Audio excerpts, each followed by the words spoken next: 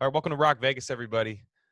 It's Glen Rockney. So the Raiders are going to be playing the New York Jets this weekend at MetLife Stadium, and everyone seems nervous for good reason. The loss against Atlanta was bad. It was really bad. Still bad, even after a few days. And the Raiders just played horrible. And what really sucks here is that as fans, we just don't have that track record to trust with the Raiders, that something to lean back on. Like when teams like the Steelers or teams that have won for a long time, even like, I hate to say it, like the Chiefs right now or somebody, if they're going through a tough time or have a really bad loss, those teams have done enough in the past to just be like, man, they'll bounce back from this. They'll surely go on a run after this. Maybe this even kind of ignites the fire again, kind of really kicks them in the ass, and they start winning games again. The Raiders don't have that. In fact, it's been quite the opposite, especially in 2019 and 2020. I'll get to that question later when I get to the mailbag, but I mean, this is where the Raiders were last year pretty much. I mean, it's just 1 week off, honestly. And the Raiders need to win this game. It's a must win. I would even argue that the season depends on it. Like, how could it not? The Raiders would be a 500 team if they lost. It'd be 6-6. And in the AFC, where you have Cleveland, Miami, the Colts, Ravens, you really can't afford to lose games against, especially when you play them coming up, right? The Raiders are lucky that they play the teams like Miami and Indianapolis, which I've seen some people say like, oh man, those are going to be tough games. Like, well, at least you get a chance to like beat them yourself. You don't have to sit there and scoreboard watch for the rest of the season, right? And they have the tiebreaker over Cleveland. Baltimore's losing games. They got hit hard by COVID, but so did the Raiders at one week. It happens. I mean, Baltimore got it worse than any team I've ever seen, but I mean, it is what it is. So this is a must win. It's a must win. And it's so weird because, I can't even say I'm exempt from this, but if you look around on Raiders Twitter, it's gloomy right now because we've seen this before. And what I find is interesting with the Raiders, and I try to, look at numbers a lot, analytics, and, grades from certain sites. And when I make my, takes on certain things, but you also have things that you can't quantify, like leadership. And who's the Raiders leader right now? Now some of you are going to say Derek Carr, but I mean, no disrespect to him, but I think he's the captain on the team, and I think the team rallies around him at times, but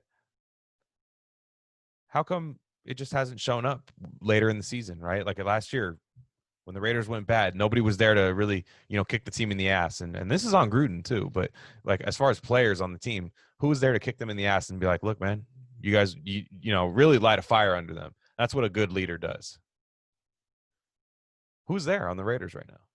Even Alec Ingold was kind of making some kind of cryptic comments. I don't have the exact quote, but I remember him kind of saying like, it didn't feel like the locker room is super lively right now, or, doesn't, which is a bad sign when you're in a playoff hunt. The playoff hunt, you should be, just ears pinned back, ready to go, just kind of in survival mode pretty much. And I'm not saying the Raiders aren't trying. I'm not saying that they're even taking it easy, but how do you have a flat week of practice before Atlanta? Unless you thought it was a guaranteed win, which I'm sorry, the Raiders have. I've said it all the time. The Raiders have not earned that right to have any game be a guaranteed win, especially against the 0-11 Jets coming up. What I find interesting about this leadership thing too, and look, this team's young. A lot of guys are young on this team, especially the recent draft picks. But weren't these draft picks based on character and like football IQ and leadership and winning at the collegiate level, knowing how to win, right? Damon Arnett, Cleveland Farrell, they come from winning programs. Where are they? Where are these guys, when you need it? It's never too early. I remember Mack and Carr were leaders their first year, right? And definitely Khalil Mack is his first year. They were, I mean, they were a young team. They weren't a very good team, so they kind of were leaders by just the position that they play, but there wasn't much around them. But now there's guys around here. There's guys that were drafted maybe ahead of some more athletic guys, maybe guys that might be a little more explosive, a little bit better, more polished players. But these guys they fit the mold of a Raider, like they love football and they love that. If you love football this much, step up, lead this team. Right? Like that's all you can say. And yeah, I don't know. I don't know. It's discouraging right now. It's discouraging to hear that. It's one thing to lose games. It's one thing to drop a bad game. Anything could happen any given Sunday. But when you hear stuff like that, that's when it's really bad. And coupled with John Gruden's December record, which I touched on last week, and I reposted Marcus Johnson's article about Gruden's struggle in December. And I asked him a little bit more about it today. I said, so now in his piece, he was saying that the Raiders start hot a lot of years, start red hot. Teams can't keep up with their offense. And especially in years past with Tampa and, the Raiders, his first tenure with the Raiders, he had some better defenses to where they were just flat out killing teams and really lighting them up and not letting them score. But what happens in December, right? What happens in December? So I asked him, I said, well, if every single year this happens, which record-wise it more or less does, 20-35 in December career for John Gruden. And if that happens every year, why can't teams stop it early in the season? And his comment to me, and saying, he puts the wrinkles in his offense every year to start the season. He spends all offseason installing a few new things and stuff. Problem is he doesn't really change them throughout the year. He's kind of tried and true. Like, look, this offense works. This play works. This works. You see it happen all the time. They call the same couple plays in the red zone all the time. You saw the Falcons. They didn't fall for any of it. Last year, the Jets, they didn't fall for any of it. They crushed the Raiders. The Jets crushed the Raiders' run game. And it was a sloppy weather game, although the Jets' offense seemed to play like it was a 72-degree sunny day. But for the Raiders, it was like, Hurricane Katrina. And it's like, what's the – I guess what I'm saying is what something needs to change, right? And I was asked a question, I'll answer it later, about John Gruden's ego with his play calling. And just to touch on it now, teams aren't fooled anymore. And I'm wondering if Gruden knows if Gruden knows that and he just figures, no, my plays are better than their defense and my guys are better than their guys, and kind of buys into it almost a bit too much. So we need to see some wrinkles. And now this week, Josh Jacobs has missed his second straight day of practice. That ankle injury didn't look great, even though they're saying it's a sprain. But I might be in the minority here. I don't want to see Jacobs play this weekend. Not, no disrespect or anything. I don't want to see him aggravate the sprain. I don't want to see him make that something that, like last year with his shoulder, playing through that shoulder, And the Raiders needed him last year, and he played through it. That's what you do, I guess, right? That's fine. You should be able to beat this team, an 0-11 team with Devontae Booker, who's been very good this year. So give Josh Jacobs some time to heal. He's got a lot of mileage on him. Gets a lot of carries. And I think Devontae Booker is faster than Josh Jacobs. In fact, I know he is. It shows up. And I think that outside run's there. And Gruden should be able to run out of the shotgun a little bit more with him. And really do some things with him. Now, he can't really – I haven't seen Devontae Booker in the pass game much this year, and I haven't been too impressed when they have thrown the ball his way. But I think Devontae Booker can have a huge game on Sunday if the Raiders are not getting predictable. And by predictable, not running on 1st and 10, right? Just 1st and 10 here every so often. Sure, do it, right? Mix it up. But it seems like it happens every time, and teams sell out on it. Work that play action early. Maybe establish the run a little bit later, right? You can work in reverse. Everyone, it's kind of been debunked, but they say you run to set up play action, but you could also play action to set up the run. I'd like to see the Raiders do that because the Jets secondary, and I'll get into it later, but Jets secondary is susceptible, especially at the second level, and with their linebackers and the corners, and the back end they have some players, but still, Raiders can't get predictable. There's no reason they can't beat this team, but we all know the reason why they might not, right? Or the reasons. It's turnovers. It's quarterback fumbling, other guys fumbling, running backs fumbling, blown coverages, dumb stuff, man, dumb stuff. And whether that comes down to preparation or if that just comes down to personal accountability of the players, I'm not really too concerned about that right now. We'll talk about that after the game, and when the film breakdowns come out down after that game. The Raiders need to win this game. This game, I don't really care how it happens. I'd like to see a Denver type win over this Jets team. I don't care. I honestly don't care. Some people are saying, "Oh, it needs to be convincing win." No, it needs to be a win. Just win, baby, is a legit slogan. It's one of the best slogans of all time, and it definitely applies when you're in the second half of the NFL season. Style points don't matter. Just win the game. So let's move on to the Jets here. The Jets, and I don't want to disrespect them. They're a bad team. They're 0-11. I mean, I didn't feel like that had to, put any window dressing on it. They're a bad team, but they're being led by a guy, and I'm not gonna lie, man. I'm not a big fan of Sam Darnold, but I was kind of hoping a few weeks ago when Darnold was hurt, I was hoping they were gonna just maybe IR him for the rest of the year. I was hoping Raiders could go get Joe Flacco going against them, who the Raiders do pretty well against Joe Flacco, especially when he was in Denver last year. But Sam Darnold ripped them apart last year. And I honestly don't think Sam Darnold is quite worth building around again if I'm the Jets. If I'm the Jets, I go after the top pick in the draft, and I go after Trevor Lawrence. I start with him and maybe see what I can get for Sam Darnold on a rookie contract. Maybe it's something high. Maybe you can get a second-round pick for him. They already have a couple first-round picks. That's something I would do personally. But damn, Sam Darnold last year, he crushed the Raiders. And look, Paul Guenther should take that film, and he should have been showing that to the defense all year. All offseason. He should have been showing that to them.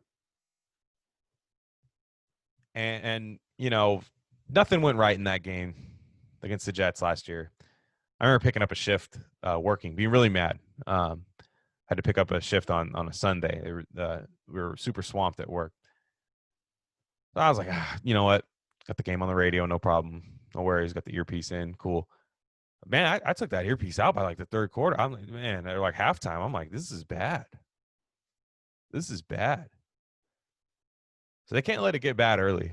And you're going against a coach who has nothing to lose. Adam Gase has nothing to lose. And that's the scariest thing about this team. Adam Gase might be coming off like day 3 of his bender on Sunday. But damn, that long ass pinky nail, you might see him hit it a couple times on the sideline, and you never know. You never know. Like it hasn't looked good all year. It didn't look good all last year, but then when they played the Raiders, you got to hope, does Adam Gase maybe just know something about Paul Guenther's defense? Broken clock right twice a day. Just know something about Paul Guenther's defense to where he just knows all the weaknesses and he knows how to catch them off guard. Because that's the scariest part about this team is their record, the Jets team. It's no one player on this team I'm scared of, right? I know I said Sam Darnold ripped him apart, but all intents and purposes, I'm glad they're playing the Jets, this week. And Sam Darnold doesn't scare me isolated on his own. The scariest part about the team is the record. 0-11. Teams don't usually go 0-16. That's only happened a couple times. So they usually beat one team. And, mathematically, that team's going to have a better record than you. Raiders have a better record than the Jets. My dad's a Rams fan, and he's like, I'm scared to play the Jets this year. They don't have a win yet. And I'm like, well, when you guys get them, I hope they don't have a win. I'll tell you that much. Because the Rams play them in a couple weeks, and I'm hoping the Raiders don't give them that first win. Because remember the Raiders in, it must have been 2014, right? Carr's rookie year. They started out 0-10. That first win felt like the Super Bowl, and I know that'll be the same thing with these Jets fans. Now, granted, they're not going to be in the stadium. The Coliseum was rocking that night. It was raining that 0-10 night. That was crazy.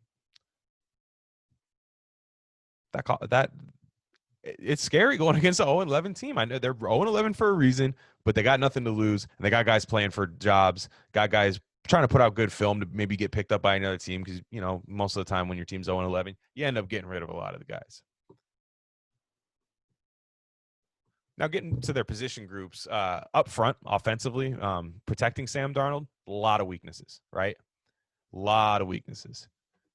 Their offensive line is leaves a lot to be desired. Pat Elflein, I'm sorry, no, Connor McGovern, Van Roten, guys like that. They haven't been very good. One guy that's been great for them is Mekhi Becton.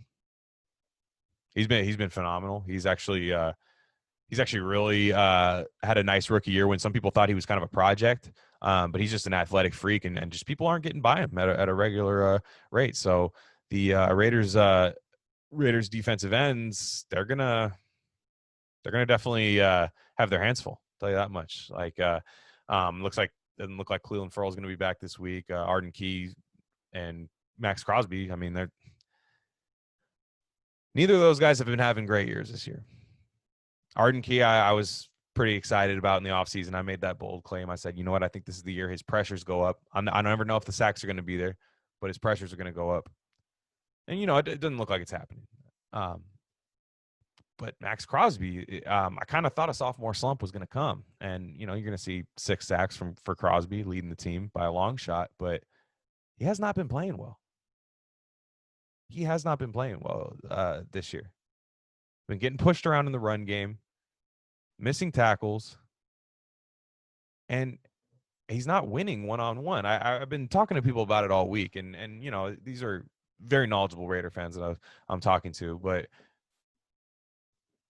a lot of people are down on Cleveland for 4th overall pick, right? You're going to have different expectations for your 4th overall pick over your 4th round pick, right, of that same draft.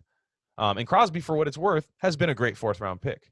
He's a great hustle player. I think in a good defense, like a really good defense, he's kind of a second rusher on the team, like kind of a guy you bring in spurts, right? When you need some hustle plays, some big energy plays.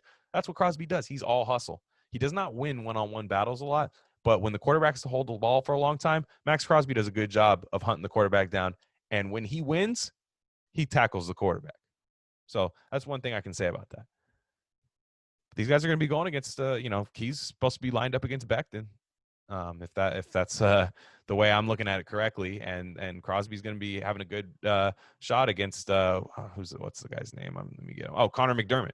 He should have a good matchup because Connor McDermott's not doing very well this year, and Raiders got to get pressure. The pressure wasn't there last week, and I can't lie to you and tell you I think it's going to be there this week, but they got to find something. Thought the times that they were able to create pressure, they had to send a linebacker in, and maybe that's something that they want to do this year, or this week, excuse me. But like I said, Sam Darnold, he's actually got a decent receiving core. Brashad Perriman, Jamison Crowder, and Denzel Mims, who came on, I think he was on IR for maybe the first half of the season, but first few games he's actually been pretty solid. As a guy I liked out of Baylor, he's been good. He's actually that wide receiver core is not terrible, despite what a lot of people might believe.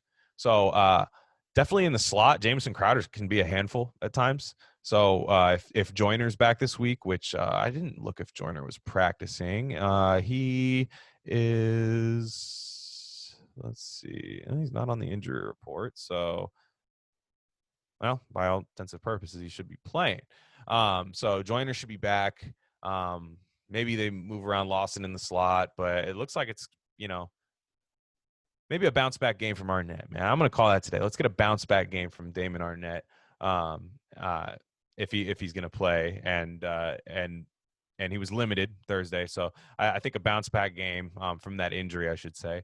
But even in Kansas City, had kind of a tough game against those guys like that. I think if Damon Arnett's healthy, he could have a nice get right game because he's a dog tackling in the run game and tackling receivers for short yardage and stuff. But maybe in coverage, I think this would be a nice week for him to bounce back if he's able to play. And I hope he is able to play and get over that concussion. So, anywho, the Raiders have done a nice job against the run game.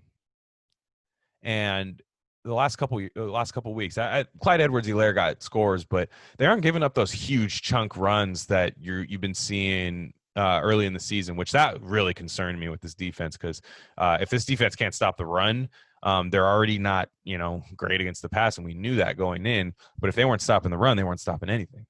And lately, I think they've clamped up. And look, you're playing like a 40-year-old running back this week, and Frank Gore, and I think it's P. Ryan is his backup. You're gonna want to stop that run early. Make Sam Darnold hold the ball for a long time. Make your tackles on the short routes when he gets rid of it quick.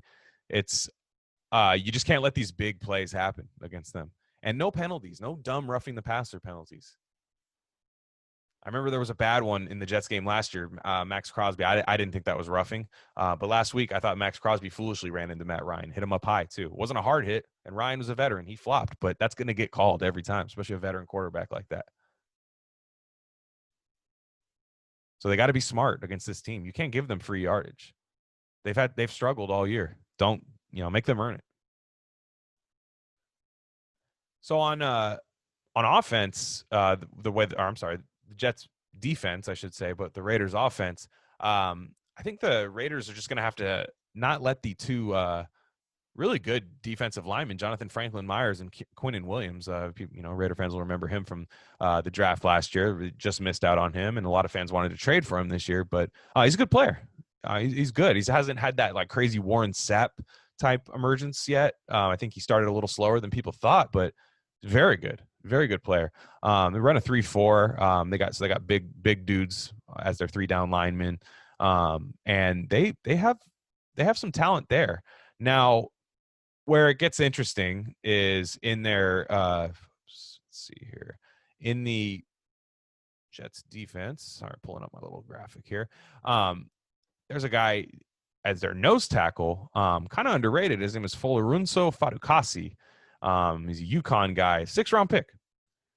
So they're 3-down linemen. They're grading really well. They got 3 guys inside the top 25 on PFF out of 127. So that's legit. And I was watching a little bit of some of their defensive, reps and stuff from some of their film guys on Twitter, and they looked the part up front. So again, this Raiders offensive line got crushed last week by Atlanta's front, who I think Atlanta's front 4, okay, let's say 3 because Grady Jarrett's a beast. Their front 4 is not good. The Jets, 3-down linemen are very good. Now, I will say the linebackers have struggled pretty bad this year. Jordan Jenkins, Terrell Basham, let's see, what's this guy's name? Oh yeah, Neville Hewitt. That's I kept forgetting what his name was. But the guys like that, they have not played well. Their linebackers don't cover well. Should be a game to get Darren Waller back in. It should be. Now, defenses are definitely keying in on Darren Waller, and I expect the Jets to do the same. But if guys can't cover, it doesn't matter if you key in on guys. And could this be the Henry Ruggs game? Could this be the Henry Ruggs game? Jets corners, that might be their weakest position on their team. Lamar Jackson, not the quarterback, the cornerback, and Bryce Hall. Bryce Hall's a promising young player. I think he might get there, but Lamar Jackson is really struggling this year. And I'd expect to try to, let Ruggs shake him out of his shoes a few times, run some short routes. Let's get a slant to Ruggs. Can we get a slant to Ruggs, please?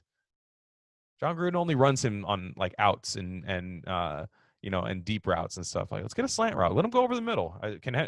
Look, we don't know if Henry Ruggs can take a hit over the middle because we haven't seen it, honestly. So get that ball in his hands early. It's a broken record. We've been saying that every week. I like the Jets sweeps here because I don't think the Jets have that speed on the outside. I really don't think they do. To where if you can get some jet sweeps, like I said, outside run to Booker, maybe some plays with Ruggs. Raiders ran a really cool, interesting play against Carolina where they kind of had Ruggs in the backfield, pitched it to him on like an option. That was cool. Where's that? Bring that back. So that's something they can attack there. Now, an absolute X factor on their defense, Jets defense, is Marcus May. Marcus May is very, very good. He's been around for a couple years now. 2nd-round pick out of Florida. He's the real deal. When they had him and Jamal Adams together, that was one of the better safety combinations in the league. And Marcus Mays, even without Jamal Adams there, still balling. Really good. Another guy they have is Ashton Davis. I really liked him in the draft too. He's young, kind of struggling a little bit. So if he's going to be starting out there, I expect the Raiders to kind of look his way and see what they can do against him. especially in coverage. So, yeah, look, I don't have a lot of positive things to say about the Jets. I'm just a little bit worried that the Raiders are going to Raider. You know what I mean? Raider's a verb this time of year, and it's not a good one. And, it sounds kind of harsh, but look, I said last week's podcast was harsh, and you guys all said, like, what are you talking about, man? I was way more mad than you. So I feel like I'm in a safe space here to be sad sometimes. And, I'm still nervous about this Raider team, about making the Jets look like, I don't even know, like the Chiefs, like making the Jets look that explosive against them. I am nervous about that. So, again, Mr. Gruden, $100 million coach, 10 years, 10-year deal. This guy's a guy you want. Man, Mark Davis really, really gave this guy a long contract, and we might be looking at Groundhog Day if the Raiders lose this game. Just that same. Look, the team was a little bit better, in my opinion, as far as how it looked. But if the record's the same, who cares? You got to win these games, and this is one of them. We all had this as a game that should be won by the Raiders. Not a guarantee, but should be won. Also, the Falcons game, in my opinion, too. Let's get to the mailbag. I don't want to be nervous anymore about this game. So I got some mailbag questions, and I see why you guys don't mind the negativity from me, because you guys were asking some negative questions, but I'm here to answer them, and I thought they were good questions too. So this first one comes from Desto Hendricks, at Desto Hendricks, at Desto_Hendricks, and that's Hendricks like Jimmy with the X at the end. So his question was, he just wanted my thoughts on his take. So he says, for the sake of the team, I think Gruden needs to put his $100 million ego aside and hire a young coordinator to collaborate with. No, that's not going to happen. But having a staff full of his stubborn old cronies isn't doing this team any favors, and dude's play calling is stuck in 1999. Thoughts? Okay, let's start with the first part of your question. Gruden hiring an offensive coordinator.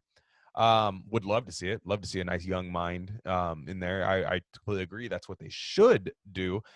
Here's the thing. John Gruden would never do that. And if you've ever seen the old Charlton Heston clip from the NRA rally from a long time ago where he's raising the rifle, you're going to have to pry it out of my cold, dead hands. That's what Gruden's doing with his playbook and his offense. You're not taking it out of there. He would hold on to that if he was having a heart attack, like, I'm going to the grave with this. That's how John Gruden treats his offense.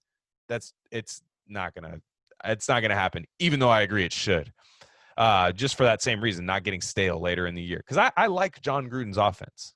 I like it.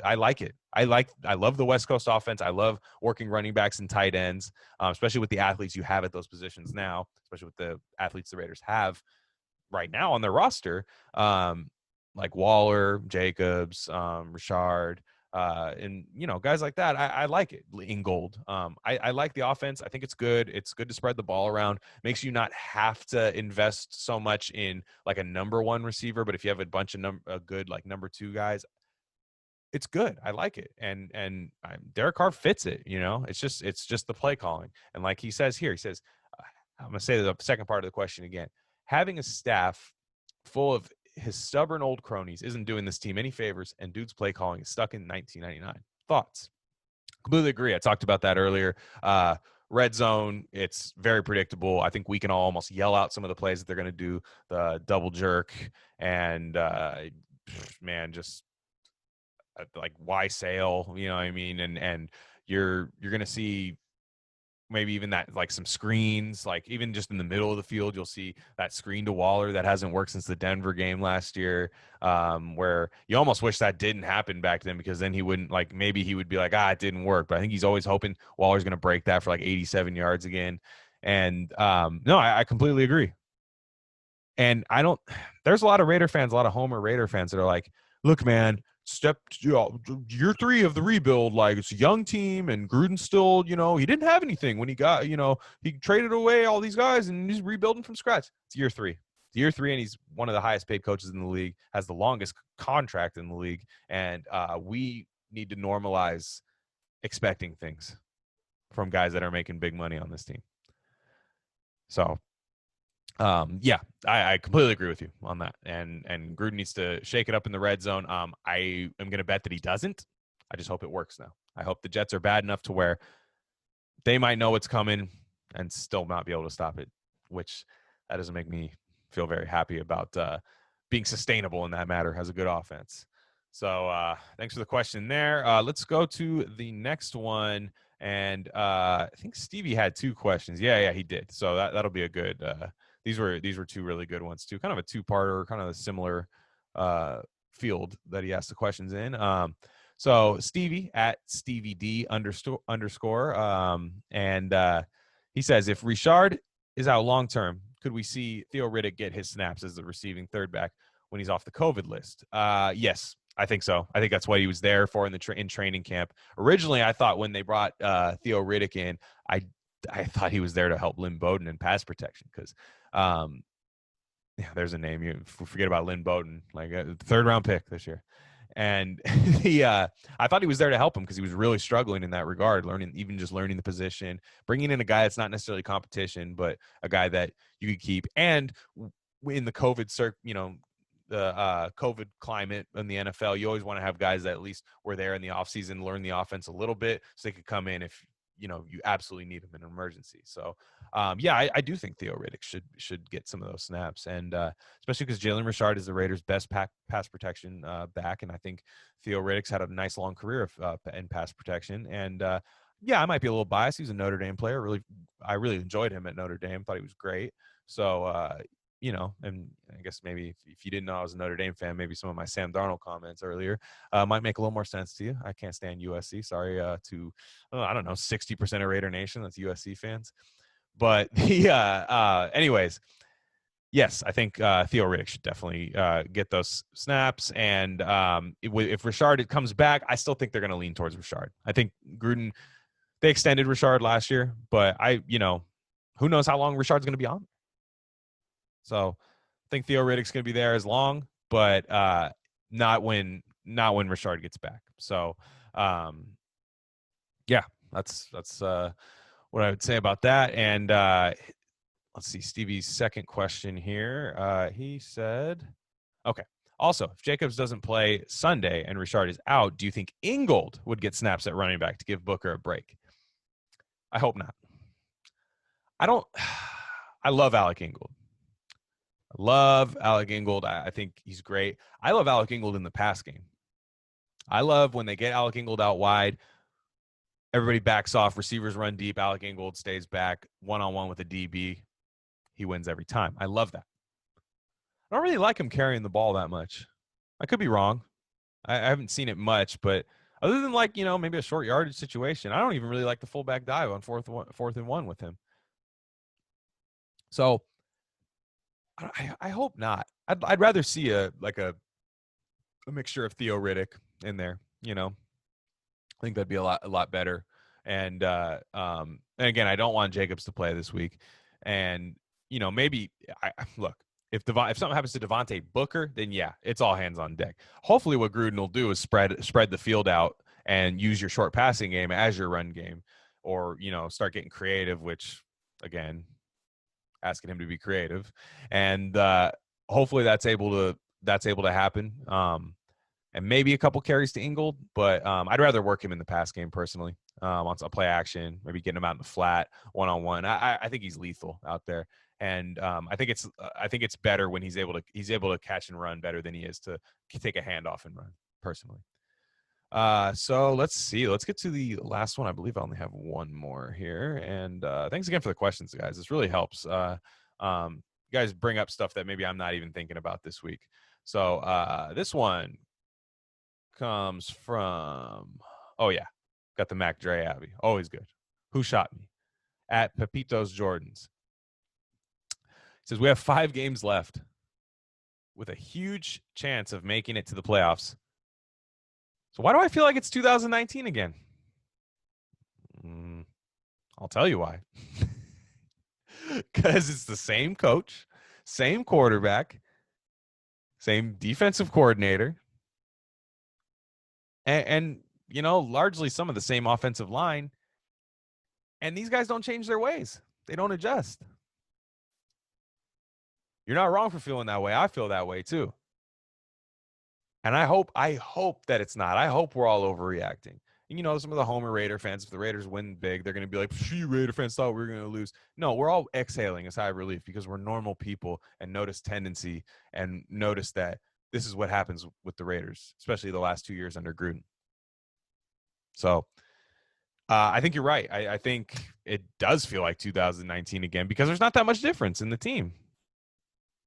If it was a different coach or different, you know, I don't know, just different other circumstances, yeah, I would think so. But it's on Gruden to change it. It's on Gruden. A lot of people put all this stuff on Carr, and look, Carr can't fumble the ball. That can't happen. You have to take care of the ball.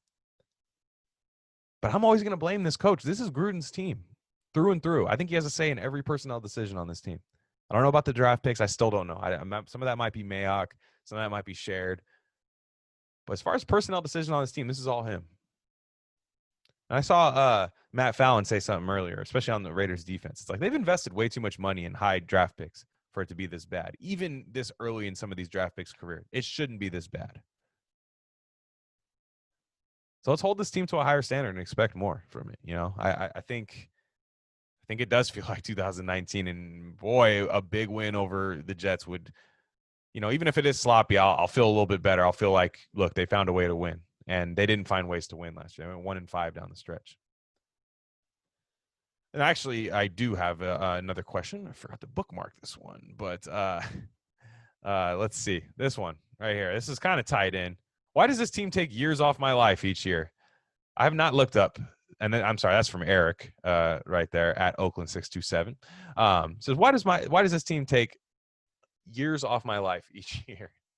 I have not looked at the average life expectancy of a Raider fan, but I'd imagine the people that are in my generation, 30 years old, late 90s when they were kids, saw a little bit of the good era, but maybe you weren't the football savant that you are now, football addict that you are now. We kind of just know this, and I don't know, Eric, I don't know your age, but it does feel that way. It's stressful, man. It's stressful. I'm miserable when the Raiders lose. I am miserable. You can't talk to me. You just can't. That's why this podcast, it's like, it's awesome after a win. I can't wait to do it. But after a loss, I'm like, fuck, do I have to? And it's not even that, I don't enjoy doing it, but damn, dude, talking about losses suck. Because I'm already going to get asked about it at work by my Niner fan coworkers. So, no, it's tough, man. It's just years of poor leadership and ownership. Even the last years of Al, I love Al Davis. I think Al Davis is like the coolest owner of all time. I think he's awesome. And in the 70s, during his heyday, there was nobody better, in my opinion. But man, those last few years of Al Davis, and say what you will about Mark Davis, but I think the worst thing Mark Davis did, other than move I don't think the move to the team, it hurt my feelings because I didn't want them to leave Oakland. But if you look at it from a business standpoint, Vegas was a no-brainer, especially with what Oakland was offering or lack thereof. It was no-brainer. But Mark Davis's big mistake, I think, was just dropping to his knees when he saw Gruden. It's never the money that I'm worried about because that doesn't go against the cap. You can pay Gruden whatever you want. You can pay him $100 million over 4 years. I wouldn't care. That's his money. But 10 years locked into Gruden. So that's 7 more years. And I mean, maybe he could cut it short by 2 years. I don't know. I don't think so. I don't think Mark Davis will ever fire him. So that's where Mark Davis, it's just poor leadership. It's draft picks going on, having good careers elsewhere, and you realize, why didn't it work here under all these different coaches? It's tough to say. But, like, maybe this is the year that Cleveland and the Raiders make the playoffs as wild cards this year. Maybe this is that year. That's all we got, man. Let's at least be hopeful for that, I'm as cautiously optimistic as anybody, but let's just hope maybe this is the year that Cleveland and, like I remember when the Rays and the Phillies made the World Series randomly one year. I think that was 08, I want to say. Nobody expected those two teams to make the World Series. I'm not saying that's what's going to happen with the Raiders, but every once in a while, that happens. And maybe that's the start of something new. But you got to beat the damn Jets. You got to beat the Jets. So that's it for me this week, guys. I am a nervous wreck going into this Jets game because I believe it is the season. They lose this game, mock draft season, right? I have my bleach underneath the bathroom sink, so I'm not gonna say what I'll do with it, but it's there, and it's rough, man. It's rough. I see people every year post the same thing. They lose this game, I'm done. No, you're not. You're not done. You would have left a long time ago. You would have left a long time ago. You can't. This is being a Raider fan. It's something you're saddled with, man. And there'll be nothing better when they win. I truly believe that they will, but be nothing better when they finally win sustainably. But it's been a long time coming. So um, let's just hope the Raiders come out there and just play up to their level, play up to their talent level, right? That's all you have to do to beat the Jets. No turnovers, no penalties, create turnovers. Sam Darnold makes some dumb throws. Pick them off. Get some pressure. Win your one-on-one matchups up front. You probably win the game if that happens. All right, Raider Nation, that's it for me.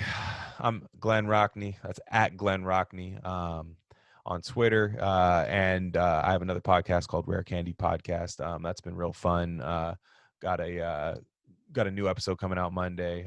We have some really interesting content on a lot of coronavirus stuff, a lot of politics commentary, a lot of just social commentary, some humor, some fun stuff. Might not be your cup of tea, that's fine. But if you want to go ahead and check that out, go ahead. If you like this podcast, don't worry, I'm doing that twice a week for as long as the season goes. And I appreciate everybody for doing it. Especially, I get shout outs and stuff throughout the week. It's nice. Definitely on days where I work and maybe I'm a little bit tired, I'm like, you know what, let me do this episode, man. Let me do this episode because at least somebody wants to hear it, They can just throw that out, into the void where nobody could hear it. So it's really nice that you guys tune in. If you guys really like it, it helps the podcast get noticed if you leave reviews on iTunes, comments on YouTube, share it, retweet, anything like that.